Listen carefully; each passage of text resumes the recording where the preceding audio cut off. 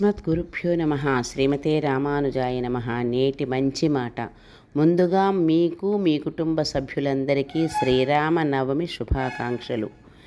శ్రీరామనవమి ఎందుకు జరుపుకుంటారో తెలుసా? వాల్మీకి రామాయణం ప్రకారం రావణాసురుడి వల్ల దేవతలు, ఋషులు, మునులు ఎన్నో ఇబ్బందులు పడేవారు.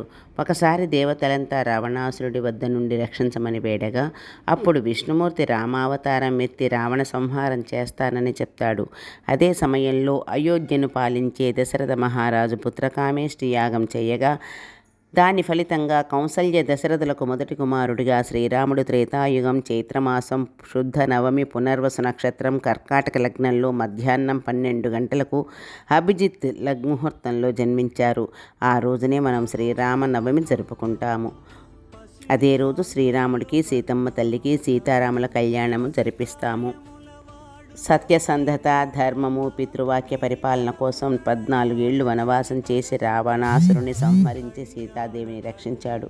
తన రాజ్యంలో ఎవ్వరికి ఏ కష్టం రాకుండా ఆదర్శవంతమైన పాలన సాగించారని చరిత్ర ద్వారా తెలుస్తుంది. బడుగు బలహీన వర్గాలకు అండగా నిలిచాడు. అందుకే శ్రీరామనవమి వంటి రోజున రామయ్య ఆశీస్సుల కోసం, తమ జీవితంలో విజయం కోసం రాముణ్ణి ప్రార్థిస్తారు. మనకు భక్తి, కర్తవ్య పాలన, కుటుంబ విలువలు ఎంత ముఖ్యమో గుర్తు చేస్తుంది ఈ పండుగ. రామనామస్మరణ, సీతారాముల ఆరాధన, రామాయణం పారాయణం ఈ రోజున విశేషంగాను చేస్తారు. శ్రీరాముని కృపతో ఇంటిలో శాంతి, సుఖము, ఐశ్వర్యము కలుగుతాయని నమ్మకము. శ్రీరాముడి జీవితం అందరికీ మార్గదర్శకము.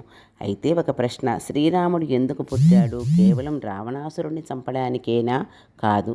ధర్మాన్ని కాపాడటానికి, మానవాళికి నిజమైన జీవన మార్గం చూపడానికి. తండ్రి మాట కోసం రాజ్యాన్ని వదిలారు, అడవుల్లో జీవించారు. కష్టాలు ఎదురైనా ధర్మాన్ని వదలలేదు. అందుకే శ్రీరాముడు దేవుడు మాత్రమే కాదు, మన జీవితానికి మార్గదర్శి కూడా. ఇచ్చిన మాటకు కట్టుబడి ఉండటం, ధర్మాన్ని పాటించడం, ఏకపత్ని వ్రతుడుగా ఉండడం, ఎల్లప్పుడూ సత్యం మాట్లాడడం, మంచి ప్రవర్తన వంటి సద్గుణాలకు చిహ్నం రామయ్య తండ్రి. ఈ సీతారాముల కళ్యాణ మహోత్సవాన్ని అతి వైభవంగా పట్టణంలో, పల్లెల్లోనూ రమణీయంగా జరుపుకోవడం ఓ సాంప్రదాయం. సీతారామ కళ్యాణం లోక జీవన హేతుకం, సకల దోష నివారణం, సర్వసంపదలకు నిలయం, సకల జన సంరక్షణమే శ్రీరామనవమి పండుగ పరమార్థము. శ్రీరామనవమి రోజున సీతారాముని, లక్ష్మణ, భరత, శత్రుఘ్న, ఆంజనేయ సమేతంగా ఆరాధించి వడపప్పు, పానకం నైవేద్యంగా సమర్పించుకుంటారు. అన్నదానం కూడా చేస్తారు. ఈరోజు నామ జపించడం, శ్రీరాముడిని భక్తితో ఆరాధించడం ఎంతో శుభప్రదం. మనం కూడా ఆ సీతారాముడి బాటలోనే మనం నడుద్దామా మరి? జై శ్రీమన్నారాయణ.